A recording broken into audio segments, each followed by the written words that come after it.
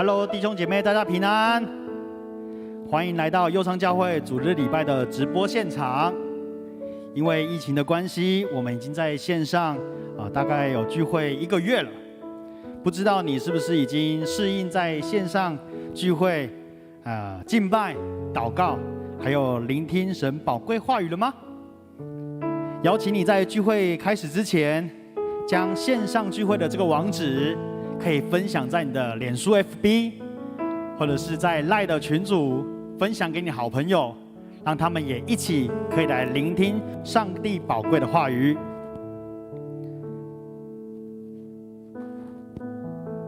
如果你已经持续的在观看或者是追踪我们线上聚会的朋友，请你在我们的聊天室里面打上耶稣爱你，我也爱你。耶稣爱你，我也爱你，好不好？让我们让我们大家都可以看到，我们有许多人在线上咯。但如果你是第一次观看我们线上聚会的朋友，欢迎你在聊天室的地方打上我是新朋友，打上我是新朋友，那我们就知道你是新朋友咯。那佑昌教会的家人们，让我们一起在线上来欢迎他吧。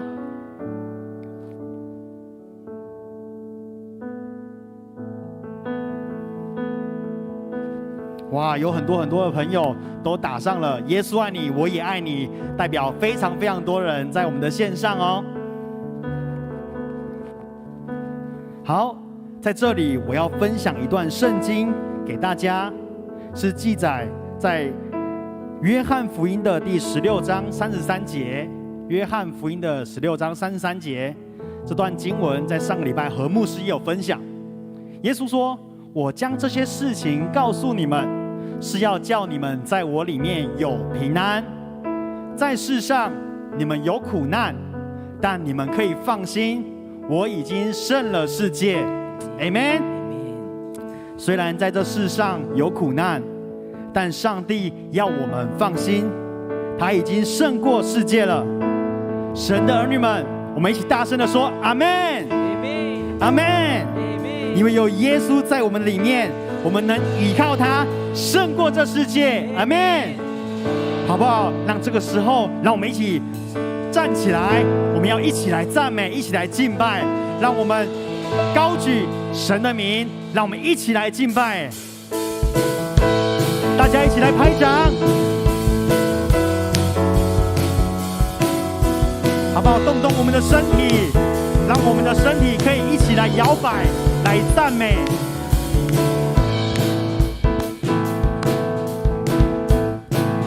一起来唱。我能胜过这世界，因有耶稣在我心。黑暗权势已破碎，因耶稣基督宝血。若有我主耶稣来帮助，还有谁能抵挡我？我心相信，我必能得胜。再从头来宣告，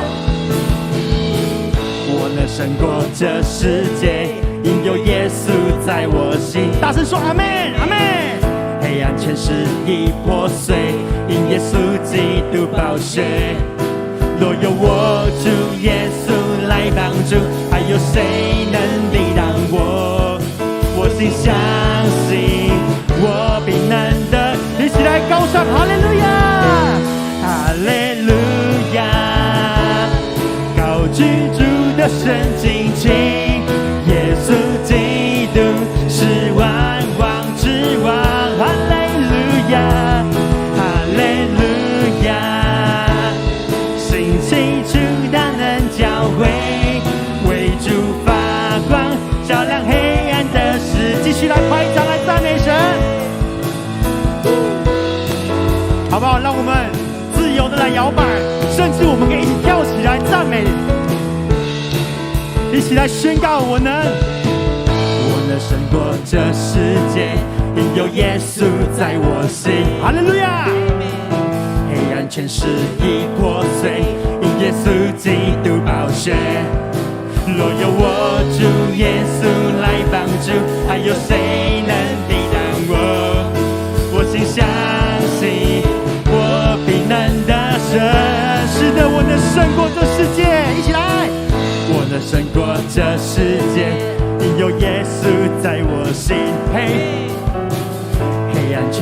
已破碎，因耶稣基督宝血。若有我主耶稣来帮助，还有谁能抵挡我？我是相信我必能的。大家一起来跳起来赞美神，哈利路亚！高举主的圣经旗，耶稣基督是万王之王，哈利路亚，哈利路亚！兴起巨大能教会，为主发光，照亮黑暗的世界。高唱哈利路亚，哈利路亚！高举主的圣经旗，耶稣基督是万王之王，哈利路亚，哈利路亚！兴起巨大能教会，为主发光，照亮黑暗的世界。大家举起手来，我们一起来向神来 high five。我们要来宣告，有耶稣在我们里面，我们就可以胜过世界。我有能力胜过这世界，一起来！我有能力胜过这世界，我有能力胜过这世界，我有能力胜过这世界，我有能力胜过这世界，我有能力胜过这世界。若有我主耶稣来帮助，还有谁能抵挡我？我心相信我必能得胜。大家一起来宣告，哈利路亚！高举主的圣经旗，耶稣基督是万王之王。Amen！ 哈利路亚！兴起主大能教会，为主发光，照亮黑暗的世界。高唱哈利路亚，哈利路亚！高举主的圣经旗，耶稣基督是万王之王，哈利路亚！兴起主大能教会，为主发光，照亮黑暗的世界。为主来发光，为主发光，照亮黑暗的世界。为主发光，照亮黑暗的世界。哈利路亚！我们一起拍掌，将一切所荣耀都归给他。哈利路亚，哈利路亚！主啊，我们赞美你，赞美你，你配得所有的赞美。主啊，谢谢你，谢谢你给我们有恩典，有平安，让我们可以继续的来往前进。哈利路亚！是的，主，虽然在疫情当中，我们有许多的困难挑战，但是主，我们单单的要再一次的来说，再一次的来告白说，我们相信你，我们信靠你，因为主，你在我们前面必引导我们的路。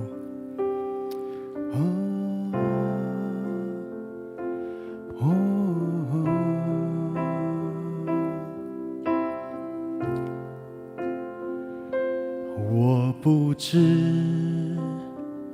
明日将如何，每时刻安然度过。我不求明天的阳光，因明天或转阴暗。我不为将来而忧虑，因我知主所应许，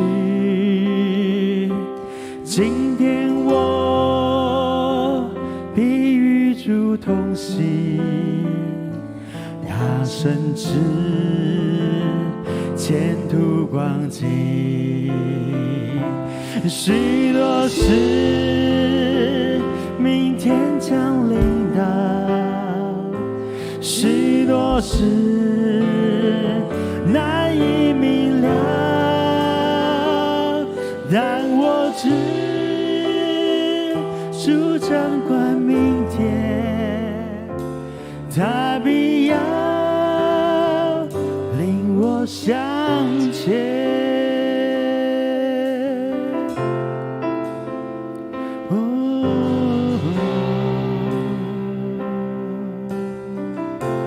再来，一起来敬拜。我不知明日将如何，每时刻安然度过。我不求明天的阳光，因明天或转阴暗。我不为将来而忧虑，因我知主所应许，今天我必与主同行，他深知前途光景，许多事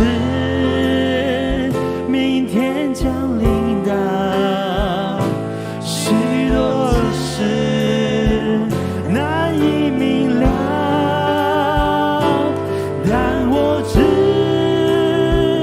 主掌管明天，他必要领我向前。许多事明天将临到，许多事难以明了，但我知主掌管明天，他必要领我向前。是的，弟兄姐妹，可能在现在的生活当中，你遇到了许多瓶颈，或者是在你的工作上面遇到了许多的挑战与困难，甚至你现在你的身体上面是有病痛的，好不好？这个时候邀请你把你的手放在你的胸前，你来为自己来祷告，将一切的忧虑卸给神的时候，我相信上帝这个时候要来帮助我们，安慰我们，并且要为我们预备的是眼睛未曾看见，耳朵未曾听见，人心也未曾想过的，好不好？这个时候我邀请你跟我一起同声来为你自己的需要向神一起开口来祷告。哈利路亚，主啊，主啊，我们在你的面前，我们说，主啊，你是万王之王，万主之主。主啊，我们相信，当我们寻求你的时候，你就必要让我们寻见。主啊，当我们向你祷告的时候，你就要应允我们。主啊，许多的时候，我们不知道我们现在的困境要如何的前进，但是主啊，我们单单只有仰望你，单单只有依靠你。主啊，求你用你的圣手来帮助我们，来医治我们，使我们的身心灵再一次被你来提升，再一次被你来拯救。主啊，我们需要你，我们需要你，恳求你这个时候圣灵大大的浇灌充满在我们当中，让我们知道主你是爱我们的，你是不离弃我们的，是常与我们同在的神。主，谢谢你，赞美你。我不知明日将如何，我遭遇贫困饥饿，那看顾麻雀的恩主，必随我时刻看顾。我虔诚虽经历水火，或快乐或又灾祸，但我主引导我路途，他宝血将我渡。好吧，我们高举我们的手来。许多事明天降临的，许多事难以明了，但我知主掌管明天，他必要领我向前。许多事明天降临的，许多事难以明了，但我知主掌管明天，他必要领我向前。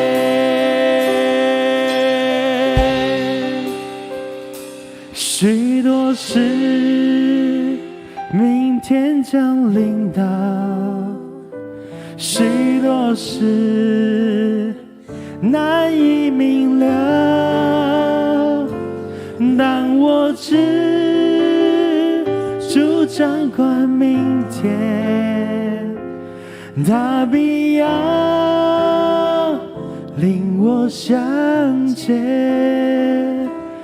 当我知主掌管明天，他必要领我向前，他必要领我向前。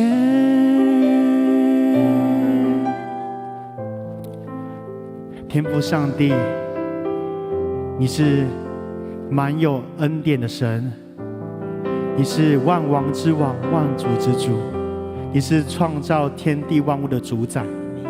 我们相信，我们将我们的需要、烦恼都仰望你。主，在你没有难成的事。主啊，我们将所有的弟兄姐妹所排列在你面前的祷告，都向你来恳求。主啊，愿你来扶持每一位弟兄姐妹，帮助每一位弟兄姐妹，在这样子艰难的生活当中，可以靠得主刚强壮胆，靠得主继续的来前进。谢谢主，愿一切颂赞荣耀单单都归给你。愿你的平安喜乐赏赐给我们。感谢祷告都是奉主耶稣基督的名，阿们。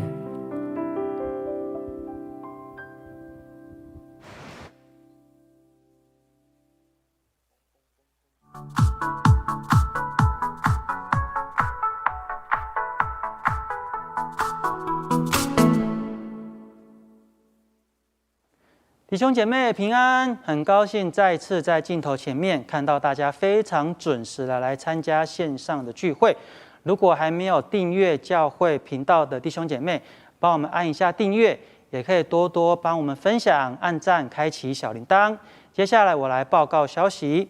右昌教会公告第一点，本会依照高雄中会的指示，为配合高雄市政府防疫规范，教会所有相关的实体聚会都暂停至6月28日，但周三祷告会、周六青宠、主日礼拜，我们都会采取线上直播聚会方式进行，请大家务必配合。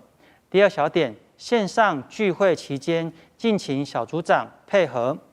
回报各组线上聚会人数，以及学生牧区、儿童牧区小组长，请务必帮助孩子做到奖学金申请的规定事项。第3小点，虽然在疫情的期间不能实体聚会，但请兄弟姐妹仍然善尽上帝儿女的本分，尽力做到聚会不停止，祷告不停止，传道不停止，奉献不停止，行善不停止。第4小点，教会鼓励弟兄姐妹利用各种方式来奉献。第一，我们可以用奉献袋自己带来办公室，1个月奉献1次。第2点，参加小组的弟兄姐妹可以请小组长来代收及代转。第3，弟兄姐妹的奉献也可以利用周报封面的银行账号奉献，但请您转账后记得联络办公室陈备分干事，以告知奉献的项目，以便周报登录。第5小点，在疫情中求主帮助我们的心胜过一切，小心防范，但不要惧怕。请大家更多祷告，更多彼此相顾，以实际的行动来为主做美好的见证。第2点，本会自6月1日至6月30日止30天，每天清晨5点半推动复兴祷告小组线上早祷会，欢迎大家上线参加，也欢迎兄弟姐妹购买复兴祷告小组30天祷告手册，一起来灵修亲近主。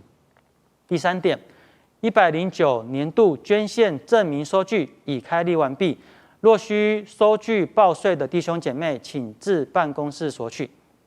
第4点，本会为庆祝社教70周年，举办右昌教会设立70周年 logo 设计甄选及歌曲创作甄选活动，欢迎有这方面专业之弟兄姐妹踊跃报名参加。第5点，因疫情关系，6月份长执会延至7月4日召开，请所有长执及单位同工留意参加。第6点，2021年每日研经释义第3季书本已到，请有订购的兄弟姐妹至办公室领取。肢体消息第1点，互助社第1小点，社员安心低利率贷款12万元，利息2.4%，即日起至8月31日截止。第2小点，社员在职军公教警贷款30万元，利息年利率3.6%，即日起至11月30日截止。第3小点，不动产抵押担保贷款利率年息1.8%，欢迎社员有意愿贷款或转贷，请向互助社办理。第4小点，日本家之光协会办理第29届世界儿童绘画比赛，请本社6岁至12岁的社员踊跃报名参加绘画比赛，报名截止是7月23日前截止收件。第2点，相助会消息，茄点教会林真金菊姐妹蒙主恩召安息主怀，敬请相助会员缴交相助会费。接下来是讲道时间，今天的讲员是潘志豪牧师，为我们带来的主题是值回票价。让我们一起欢迎潘志豪牧师。弟兄姐妹，大家平安！感谢神，让我们再一次来到上帝的面前，一起领受上帝的恩典。所以我不晓得你现在上线了没？所以我可能要点名哈。有被我点到就写到哦，没到的话。没到的话，可能参加第1场礼拜，所以大家不要紧张。好，来点名会面清张了。到点名有到的就喊到了所以呢，我们能够一起在线上聚会是一件很美好的事情，我们也可以在线上能够一起来互动。所以，你知道，我们就要准备这直播，其实要花很长时间呢。哇，牧原长老到了吗？美玲长老、灵美长老、美玲、灵美，傻分不清楚。还有没有？贵 B J、陈建豪，蔡成林、于胜阳。余文诗，哦有哦都有。柯宏啊，他一定要到，他不到没有办法直播，所以都到了啦哈。所以我们要预备，实在不太容易，所以在要聚集大家之前，可能要先变一个魔术啦哈。要看魔术的说哈利路亚，要不要看？我看不到你们呢，要不要看？要的就这个变个魔术这样的，简单的小魔术，眼睛睁大看清楚。其实我的手不太适合变魔术。哦，有了哦，有没有人看？没有，我们就直接讲到一路讲到11点。有啊，看哦 ，OK， 好了。这属灵橡皮筋哦，这一台吗？这一台 OK， 属灵橡皮筋，它有2条啦哈。属灵橡皮筋，看得到哈。啊，为什么叫属灵橡皮筋？有一次我去礼拜堂的时候，看见它哦，不知道那边藏多久了，2条橡皮筋在那边藏多久，就觉得说，这可能是神要给我们的启示呢。什么启示呢？我就把它两条拿起来，这样子动一动，动一动。然后神就说对他吹气，我就对他吹气，呼，它要变成1条了呢。所以你说另外1条藏在手中哦，你们的脑袋、你们的眼睛好快哦，怎么知道我把橡皮筋藏在手中呢？没有啦，只有1条啦。谢谢大家。所以呢，这个叫圣经里面就讲我们怎么样竭力保守圣灵所赐合而为一的心，而且教会又在推动 RPG 祷告小组。2、3个人奉主的名聚集，他们的祷告神就听。所以我们办公室及教牧同工一起来献上一首诗歌给大家，希望大家能够在疫情的时间，我们的祷告不停止，我们能够更加的加温在我们的祷告当中，在我们的 RPG 小组当中。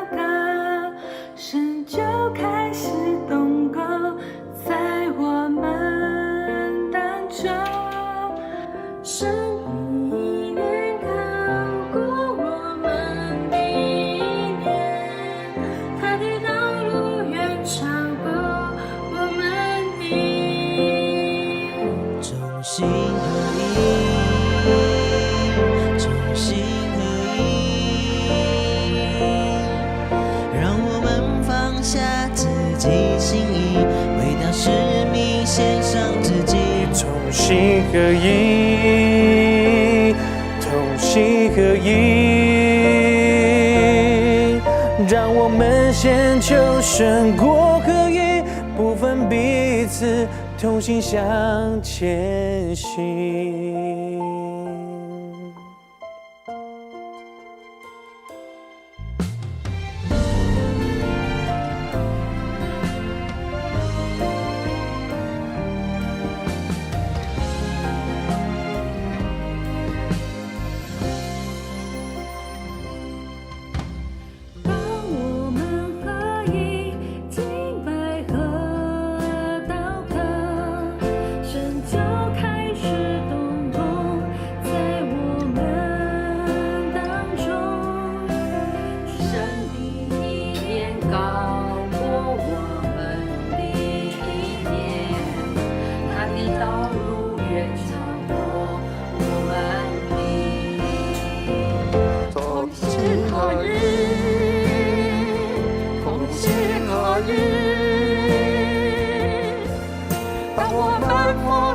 自己，为他使命献上自己，同心合一，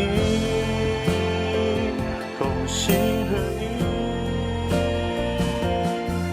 让我们先求神过合一，不分彼此，同心向前行。向这世界为主发光。寻求神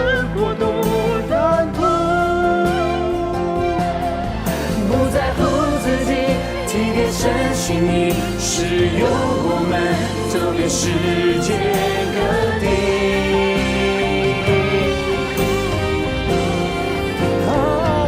同心合一，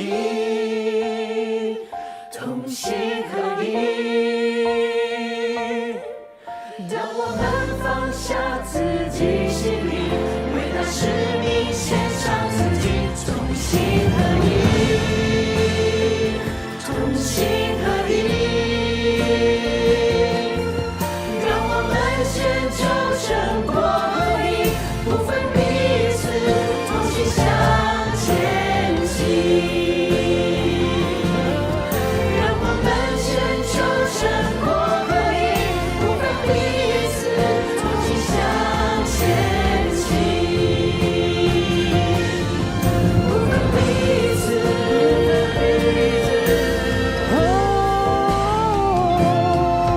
不分彼此，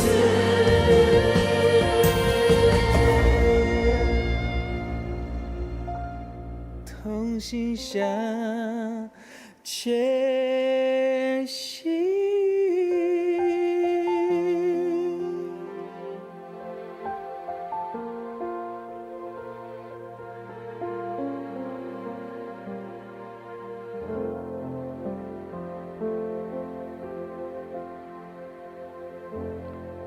因为无法实体聚会，我们就更应该要心聚在一起。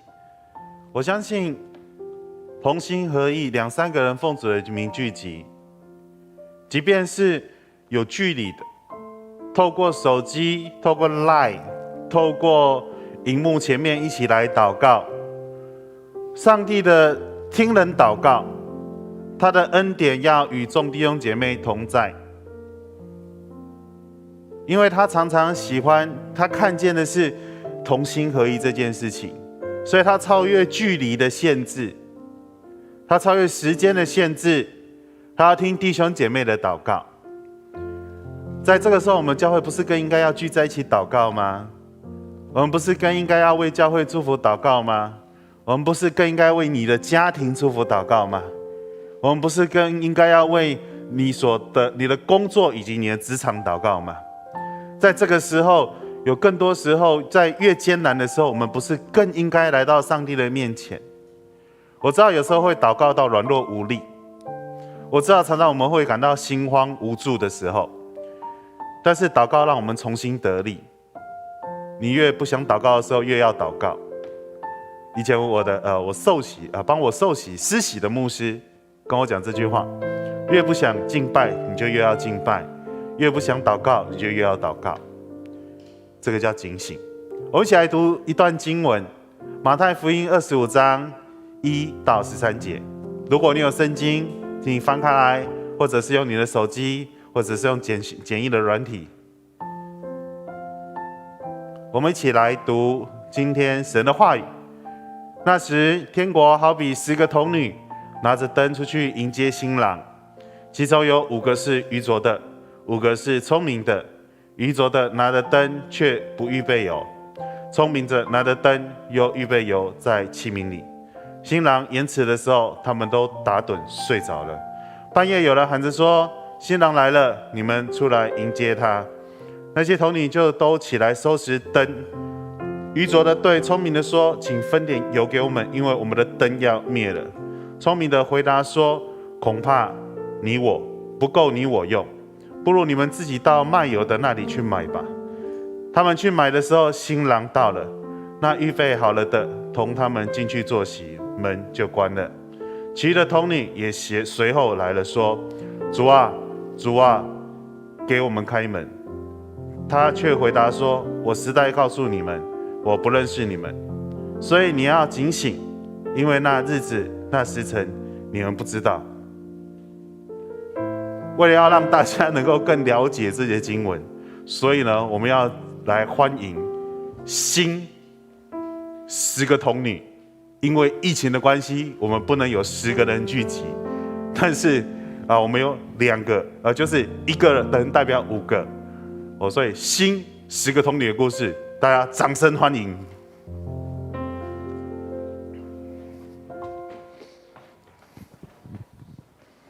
要走。我要看哪个镜头？哇，又到了要迎娶的日子啊！我已经预备好，要等待新郎以及新娘的到来。各位，你们看，我预备了什么？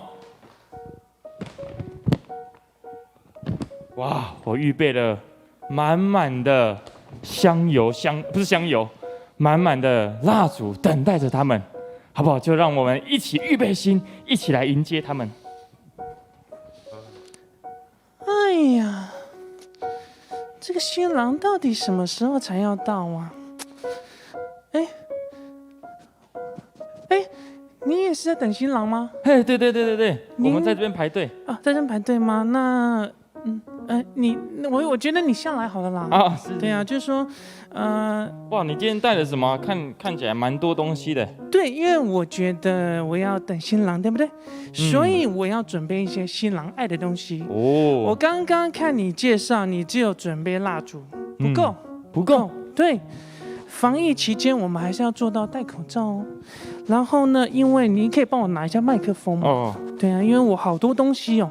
好多东西要介绍。对，因为我在那边的时候，我在等，我怕我想上厕所，嗯，所以我有带卫生纸。哦 OK， 卷筒的，我老公的最爱。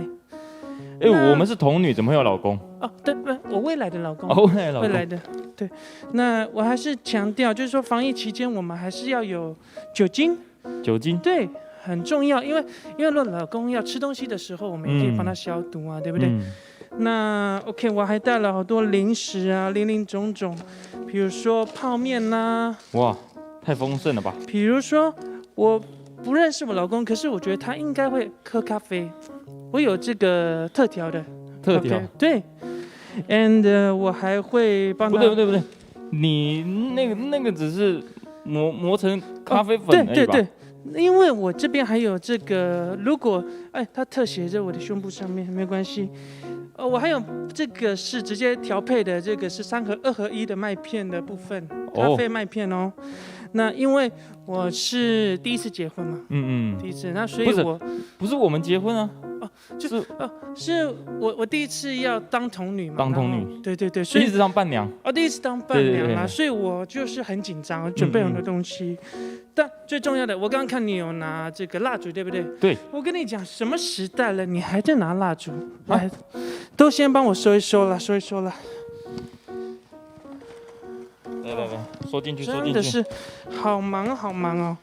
我跟你讲，先放着。我们现在已经21世代了，我们不用蜡烛。那不然我们用什么？我跟你讲，全世界唯一小灯泡手电筒。哦。我每一次在巡逻的时候，我是帮我未来的这个在巡访的时候，我就可以帮他准备这个。我看一看他到底有没有盖棉被啊，或者怎么样的。所以你那个落伍了啦。可是我这个很够呢。你看这可以烧多久啊？可以烧个3天3夜都不是问题。3天3夜不行，我这个是48小时的超强电力，而且台湾买不到这个的电池。买不到这个电池？对，虾皮可能还会有。可是订购还是要一段时间啦哦。所以你这个，我是觉得你这个要更新啦。更新？对，不然的话，嘘，等一下，我想听到声音了。怎么了？是不是新郎来了？新郎来了？对，这么快？哇，没，还没来。我们先等一下。对，先不要自己吓自己。好紧张呢。对，我们以为是狼来了。没了，我们先等一下。搞不好我们还可以先吃个零食，再稍等一下。你要吃泡面吗？有热水吗？对。哇，那还要再等一下。那不然我们先聊个天好了。好啊。因为新郎还没来。那你最近忙什么？最近最近因为疫情关系，都没有人敢结婚。对。只有这一家，他们敢结婚，在这个时候结婚，不怕被罚钱。我也是觉得说，为什么他们敢群聚？就是说，这样结婚又5个童女，太多了吧？不对，电话来了。那好像快到了。好，那准备。准备好。好，我们预备好了。我请大家预备一下。你好了吗？我没电了。没电了。哎，你有没有电池？我没有，你不是说台湾买不到那电池？对，怎么这样？那你赶快去，因为我没有帮你去买，我先预备好。那你帮我跟新郎说，等我们一下好不好？好，没问题。你先去买，我马上去买哈。好，刚刚讲，等一下哦。好，没问题。哎，还好我预备好了，至少这个绝对够用，而且呢，哪个地方都买得到，台湾呢绝对买得到。哎呀，我要去迎接这个帅气的新郎，还有美丽的新娘啦！拜拜。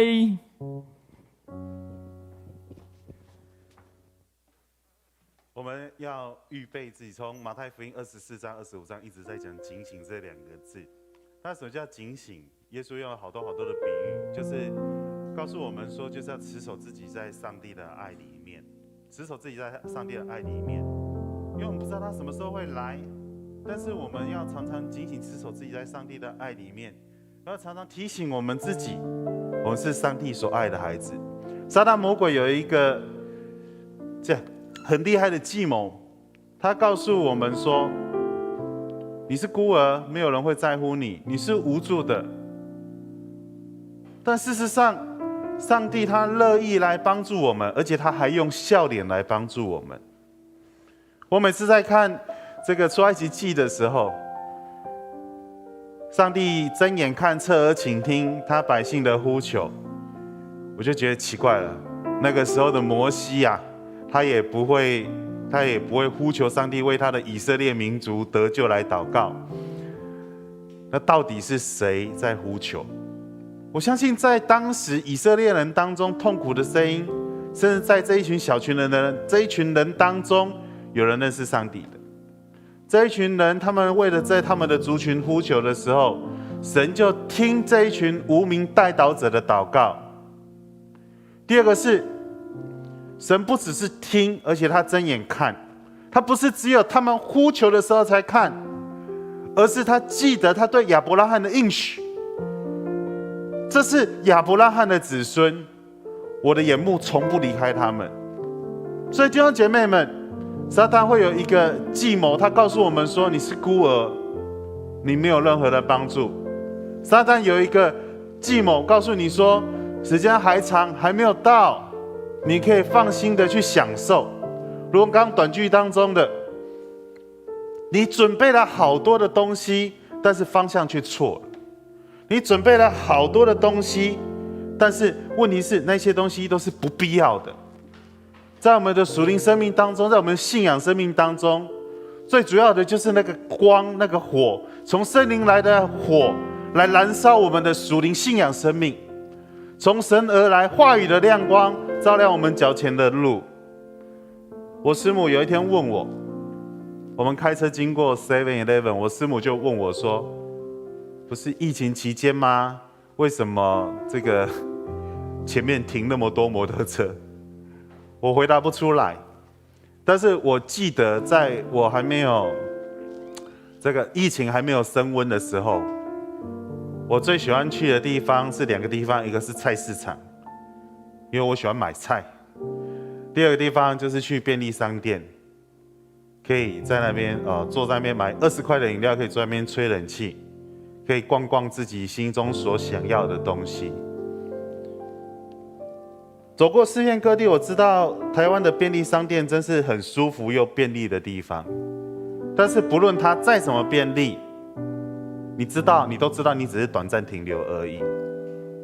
就好像我们出国住饭店，虽然很舒服，但是你知道，那也只是几天过后的事情。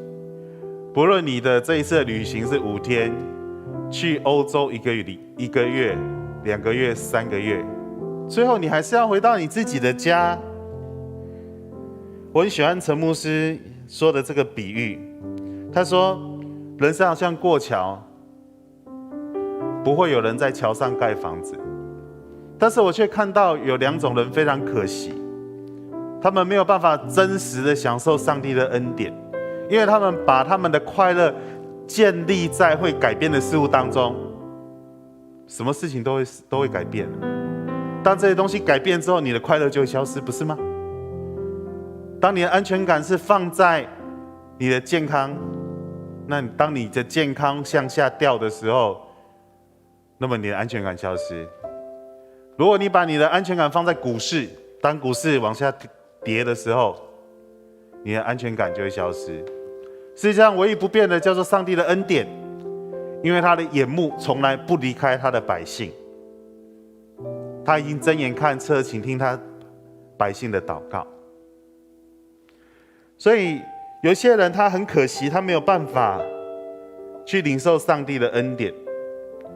他们出了国，他们开始恣意妄为，然后他们开始用力的享受，好像没有明天一样。这样的人他很可惜，因为他回国之后开始要被痛苦的背债。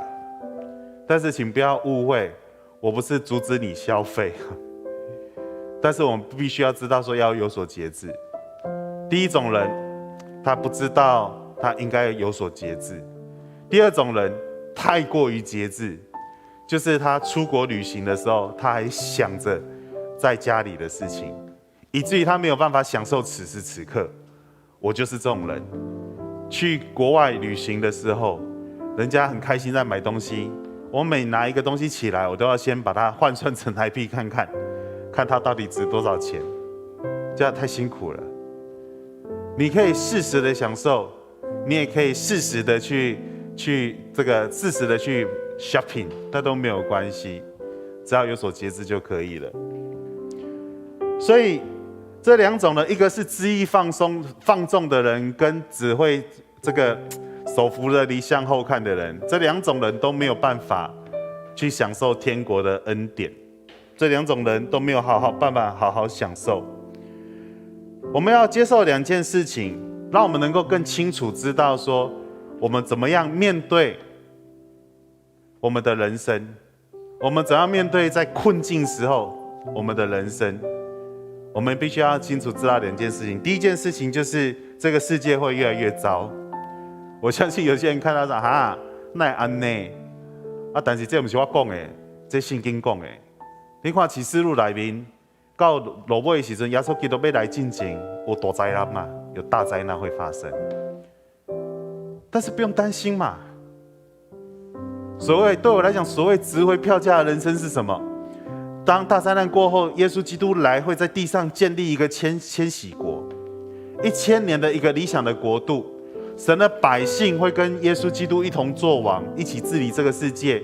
到时候不再会有犯罪，到时候不再会有恐惧，不再会有死亡，不再会有悲伤。然后到1000年过后，真正的新天新地降临。我觉得作为基督徒，如果能够等到那一天与耶稣基督一同作王的时候，那真的是值回票价，因为你之前的努力都有了回馈，你之前的努力的警醒，保守你自己，在上帝的爱当中，都有了这个回馈，所以神从来不会忘记你为他所做的这一切。所以第一个是这个世界会越来越糟。第二个是，有一天我们也会面临死亡。我从事諮商了很多年，我常常看见很多弟兄姐妹，他们都刻意遗忘这件事情。他们觉得说，这个世界可能恒常不变，我的身体不会发生意外。但是我要讲的事情，并不是说我们就怀着尽恐惧的心、害怕的心来过日子。所谓警醒，就是持守自己在上帝的慈爱当中。有时候你警醒，所以我们看到这个10个童女的故事，有人信主之后，可能前面很警醒，到后半段的时候，哇，就恣意妄为，就开始放纵。我们警醒要从头到尾的警醒，到耶稣基督再来的时候。所以看到圣经里面讲，那5个童女，她前面真的很认真的在拿着他们的火在那边，油灯在那边等。可是等到这个新郎来的时候，没有油了，他跟另外5个接说：“你们接一点给我们。”另外一个说：“对不起，恐怕不够用，因为我们也不知道他到底几点要来。”在古代，必须要有人守在村庄的门口。迎娶的时候，有人守在村庄门口，好叫大家能够一起欢喜快乐。让迎亲的队伍能够看清进入村庄的道路，然后让所有村庄的居民能够一起欢喜快乐。但是在这个迎亲队伍要到的时候，到底其实什么时候会到？不知道，因为他没有手机嘛，他也没有电话嘛，他也没有 BB call， 什么都没有。他们只能不断的等，不断的等，不断的等。到底什么时候会来？耶稣到底什么时候会来？不知道。但是我们要保守我们自己，警醒自守，在这个光当中，在这个温度跟这个光当中，这个黑暗当中的光，并不是只有引路而已，它还保护你自己的安全。在黑暗当中，这个光不是只有保护自己的安全，它还保护你不会失温。所以你要常常要警醒自守你自己，在上帝的光当中，在上帝的爱当中，在上帝的爱当中。所以即使等到新郎来的时候，哇，只有5个人在门口，在村庄门口等他们，他们欢喜快乐的去享受这个婚姻的宴席。等到另外5个人买了油回来，赶快跑到婚宴的会场的时候，门却关了。然后他们就用力的敲门，是我啊，是我啊，我们也有为你守候啊。但新郎却跟他们说，你们是谁？我不认识你们。所有以色列人当时听到这个比喻的以色列人都吓了一跳，因为在当时的婚宴，只要愿意去参加的人都可以进到里面去，他是不会关门的。但是耶稣基督讲的是，当他再来的时候，这个婚宴门是会关的，是有时效性的。如果你不警醒自守，持守自己在上帝的爱当中，你又会被关门，而且在黑暗当中哀哭切齿，因为很懊恼自己为什么没有再多准备一点，你很懊恼自己为什么没有再努力一点。我曾经在做梦当中，我梦到一个梦，我穿着牧师服，跟着一群人在排队，很多的人在排队，我们的脚步都非常的慢，并不是前面塞车，前面的人不走，而是大家刻意放慢脚步。我原本想要推前面的人说，快一点好不好？但是等到前面的人回头来跟我讲说我们要排队去哪里的时候，我也不自觉的放慢了脚步。我说，我们要排队去哪里啊？他说我们要去见耶稣，接受审判。我一身吓出一身冷汗。我虽然穿着牧师服，但是这牧师服不代表什么，真正是我这一生到底有没有活出上帝的恩典以及荣耀来。重点是我这个人到底有没有活出耶稣基督的样式来。在刚果有一群人叫萨普，萨普就是他们虽然在一个非常贫困的村庄当中，他们的生活非常非常的困苦，但是他们仍然花大钱贷款，把自己打扮得非常漂亮。他们崇拜名牌的皮鞋，他们崇拜名牌的西装外套。如果可以的话，你上网去搜寻萨普，穷得要命，但是他宁愿可以把这个老婆养了3年的猪换钱，我们换一双皮鞋。那一笔钱可以在他们的村庄买非常大的土地。他不屑一顾，他只想要自己的享受。家里的人饿，家里的人渴，家里人生病，家里的人脚磨破皮都没有关系，他只要去穿着他漂亮的衣服，然后到处去接受大家的欢呼。更可怕的是，这一群人，这不是只有一个人，而是一个协会，有一群人，他们共同在追逐这个荒谬的东西。他们喜欢穿着名牌，在破败的村庄、贫穷的村庄显示他们的品味。你不觉得非常可笑吗？这些东西你即使打扮的再怎么样，但是没有办法掩饰你生命当中的卑劣。即便穿上牧师服，我也仍然必须要活出上帝的恩典以及上帝奇妙的旨意啊！所以弟兄姐妹们，警醒自守就是持守自己在上帝的爱当中。警醒自守就是警醒自己在上帝的爱当中。有一个将军，他非常的能够战争啊，他打遍天下无敌手。那他平常的嗜好就是玩一玩这个古董的东西啊。那他有一个杯子，喝茶的那个小杯子啊，非常珍贵，皇上赐给他的。那他就很喜欢这个东西呀。每次只要有客人来的时候，他就拿起这杯说：“先皇所赐，御赐瓷杯一枚。”他每次就拿这个东西起来把玩。就有一次，他玩一玩，突然间不小心那个瓷杯要掉下去的时候，他赶快伸手捞住，结果他发现自己一身冷汗。突然间他明白了，他说：“我一生征战但是呢，我却被这个小小的东西给控制住了。我一生征战但是我却被这个小小的东西给控制住了。我们想要控制的东西，往往会控制我们。”梅拉尼贝提这位作者他讲了一句话非常好，他说：“我们想要控制的东西，控制了我们的生命。我们可以控制的是什么？事实上，我们可以控制的东西非常非常的少。我们可以控制的东西非常非常的少。我们越想要控制，但是就越会失控。但越失控的时候，我们就越想要努力挣扎，但是我们会失去这个叫做我们在困境当中，我们就会失去正常的判断，然后我们就紧张，就惊慌，我们就陷入那个黑洞当中。但是我们必须要承认一件事情是，我是无助的。当我越惊慌越害怕的时候，我越应该祷告神。即便失去，那要怎么样呢？即便失去，那要怎么样呢？Toyota 有一个广告非常精彩，它只有1分钟，我们稍微来看一下。我非常喜欢这个广告，我们稍微来看一下。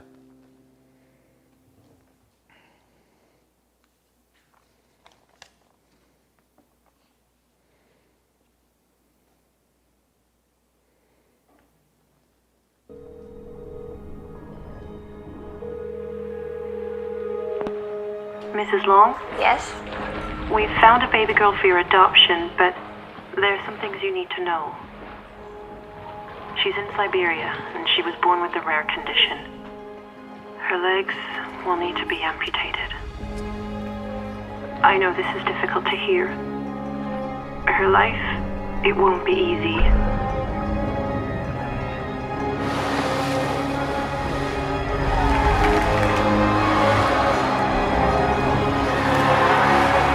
Mrs. Long? It might not be easy, but it'll be amazing. I can't wait to meet her. We believe there is hope and strength in all of us. Toyota, proud partner of Team USA. OK， 到这边我们没有业配了，因为我们没有收业配费。他这故事的大意是讲说，这个一个太太她去领养一个孩子，然后呢，这个机构打电话给这个太太说：“喂，太太啊，你要领养的这个孩子已经找到了，但是他天生身体有一些残缺。”接到这个电话的这个太太，她停了半晌，她说：“好吧，没有关系。”然后她就说：“对方就说，你确定吗？因为他天生他就是没有双脚的，他这一生不会很容易啊，不会很顺利。”就这个太太，领养方的太太，她就讲说，即便他不会很容易，即便不会很顺利，但是却会很精彩。弟兄姐妹们，我当初看了这个广告的时候，我非常的感动。我要讲的事情是，即便不容易，即便不方便，那又怎么样呢？你的生命会很精彩，维持正向乐观。你知道神与你同在的时候，那么你的生命会非常精彩。有一句话说，小朋友在迪士尼里面奔跑跌倒，他不会哭，为什么？因为迪士尼太好玩了。我们是神带我们来这个世界，这个世界很好玩。我们奔跑跌倒，但我们不会哭，因为我们知道跌倒不是永远都躺在那地方，跌倒不是神的心意，站起来才是神的心意。即便不方便，那又怎么样呢？你的生命如果是清楚知道神带你进入这个世界当中，你的生命必定是精彩的。我清楚知道在我的生命当中，我并不是一个很聪明或者是一个非常有能力的人。我从小的成绩又并不是很好，我数学从来没有考超过10分、20分的。我一直被到国中到高中的时候考上非常烂的学校，没有人对我的人生是有期待的，连我自己我也不期待我的生命，连我自己我也看清我自己，我也放纵我自己。但是遇见耶稣基督之后，我生命开始改变。我当了牧师之后，曾经遇到我的国中老师，他说啊，志豪，你现在在干什么啊？说老师，我这个读了大学啊，哇，不可思议。那你后来呢？我大学毕业，我又读了研究所，哇，那不可思议，这是奇迹。然后后来，那你现在在做什么？老师，我现在当牧师。他沉默了半晌，他说：“这是神迹。一个在当年被称为无可救药的小孩，到处翘课、打架、闹事的小孩，后来成为了牧师。所以弟兄姐妹们，所谓值回票价是什么？我们常常会去这个在 buffet 里面，我喜欢用这个比喻 ，buffet 里面，然后呢，我们一进去里面，我们就开始狂吃，但你要挑你自己爱吃的东西。可是以前我就很喜欢吃那个，去吃 buffet 的时候，我就很喜欢吃它的炒面跟炒饭。然后每次我爸我妈就会问我说：“遐这好吃的物件，你哪都独吃这呢？你花那么多钱，你就是专门吃这个东西的吗？”我说没有关系，我就喜欢吃啊，我就喜欢吃啊。然后我到长大之后，我就开始会找高单价的东西吃，不断吃，不断的吃。后来发现，这样子是不行的。所谓值回票价，就是你知道你要的是什么；所谓值回票价，就是你懂得做选择；所谓值回票价，就是你懂得你应该要拿什么东西，最重要的东西出来给上帝。警醒持守自己，在上帝的爱当中。不论如何，我们都能够活出精彩的生命。我很喜欢这个故事，所罗门王有一个大将军，他常常打胜仗，而且办事又伶俐。然后他就是因为他这个办事能力非常好，所以有点飘飘然的，他就跟周遭所有人讲说：“王所交办我所有的事情，我一定使命必达。”就有一天，所罗门王跟他老婆吵架，然后他心情不好，就听到这句话的时候，他就说：“哇，这个比拿雅这有点嚣张啊，他是不是看轻我？”他把他叫来，比拿雅，你过来。比拿雅是臣在，我要你去办一件事情，你去帮我找一枚戒指。哦，那简单，找戒指简单嘛。但是这个戒指啊，要有一个特殊的功能，就是喜乐的人看到会哀伤，哀伤的人看到会喜乐。戒指，听清楚吗？有听清楚吗？戒指，看到这个戒指，喜乐的会哀伤，哀伤的会喜乐。我知道下面有人开始给我打结婚戒指，你给我注意一点。不是安尼，但是不是像公人想的安尼。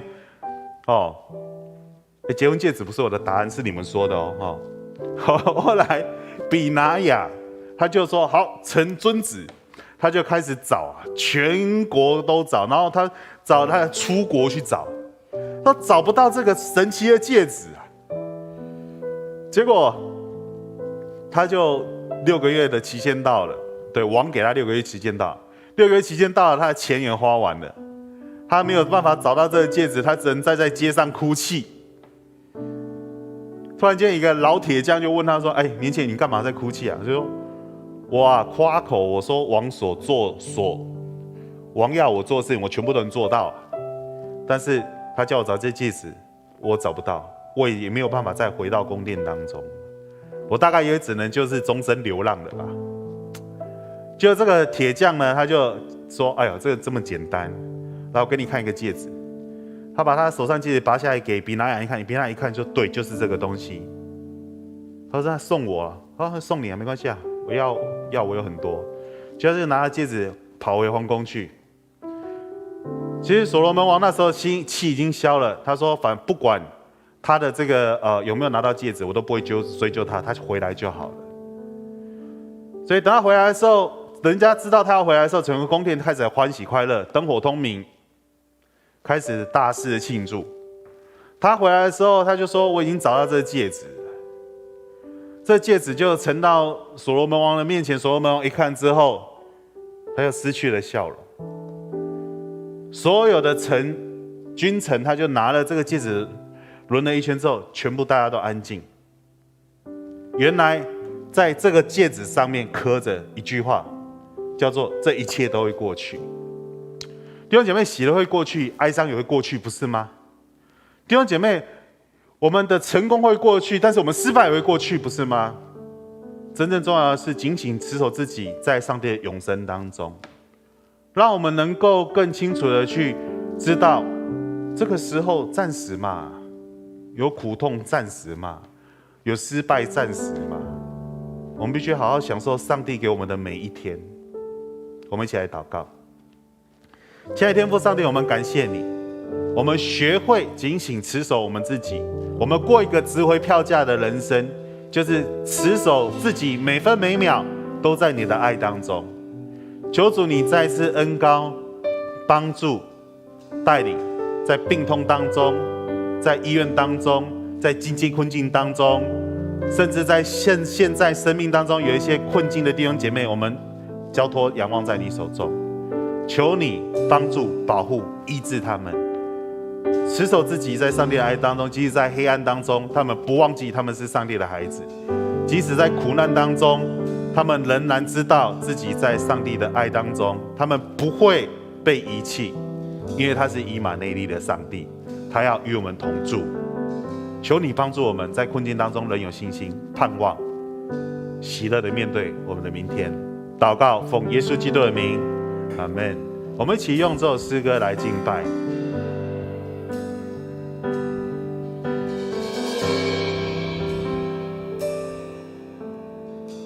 危难临到我心靠你，甚至你必领我度过。你心事为我坚持到最后。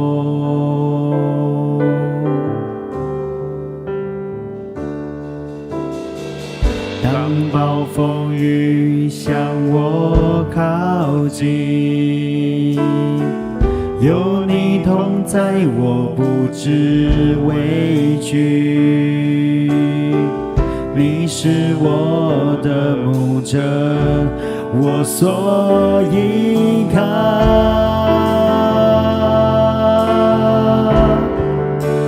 每个夜，每一天，我知你永远在身边，祝你永远与我同在，在你里面没有改变，你的坚定从昨日到今日，一直到永远。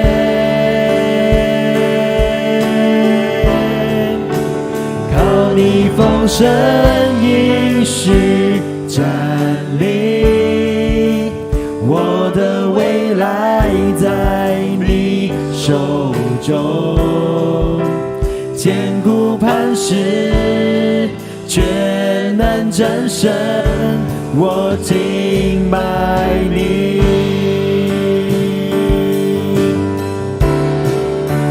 祝你永远与我同在，在你里面没有改变，你的坚定从昨日到今日，一一直到永远。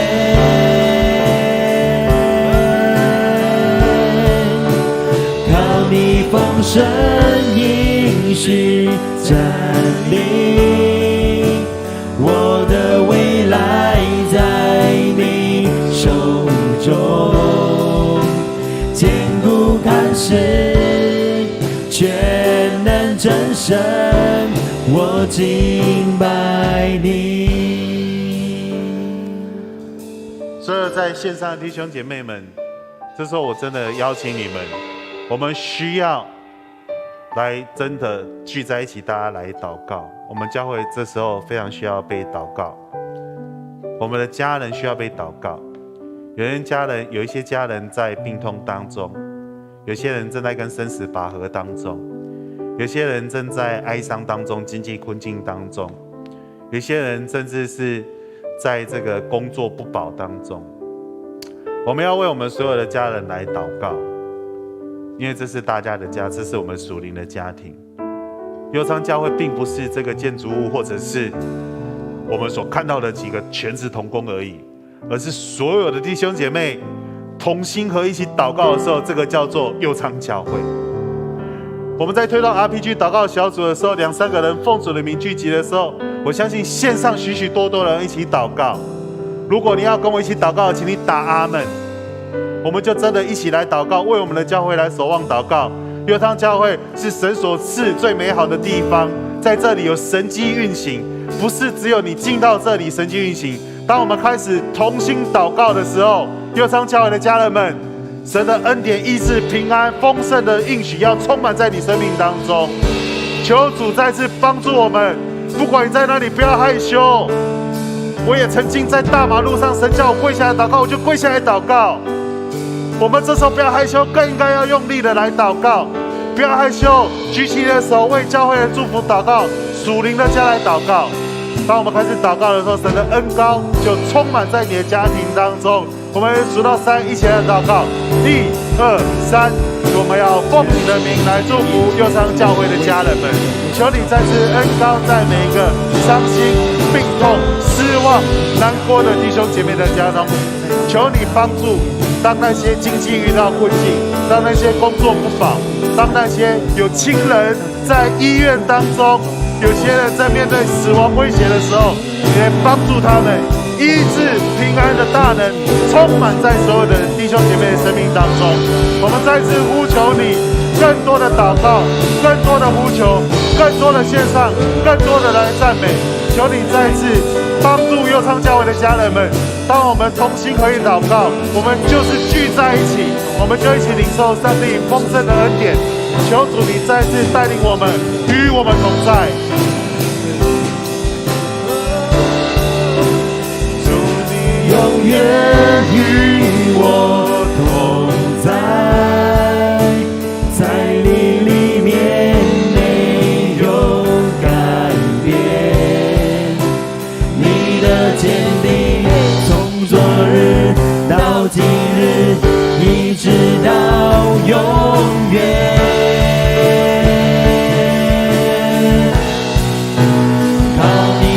神应许占领，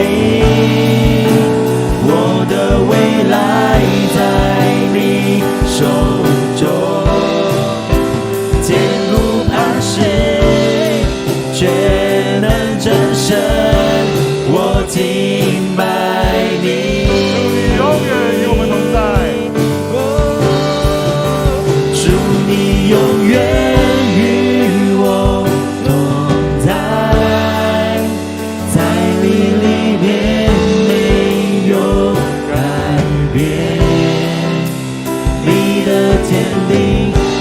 昨日到今日，一直到永远。